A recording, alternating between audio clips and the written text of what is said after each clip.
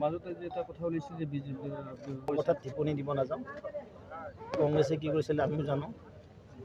এটা কথা ভাৰতীয় জনতা পাৰ্টীৰ সদস্যইও অৰুণোদয় আঁচনি পাব লাগিব এইটো কোনো মহাভাৰত অশুদ্ধ হোৱা বুলি মই নাভাবোঁ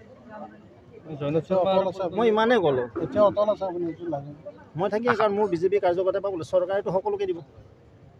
মুখ্যমন্ত্ৰী ডাঙৰীয়া সকলোকে দিব কিন্তু মই পাৰ্টীৰ সভাপতি এজ এ অৰ্গেনাইজেশ্যন মুৰব্বী মোৰো দায়িত্ব আছে মোৰ দলৰ সন্মানীয় সদস্য যিসকলে আওতাত পৰে তেওঁলোকে অৰুণোদয় আঁচনি পোৱাটো বাঞ্ছনীয় কংগ্ৰেছে FIR দি কাগজ নোহোৱা কৰি দিছে FIR দিয়ে কিবা দিয়ে দি থাকক কংগ্ৰেছ হ'ল ৰাকেশ পালৰ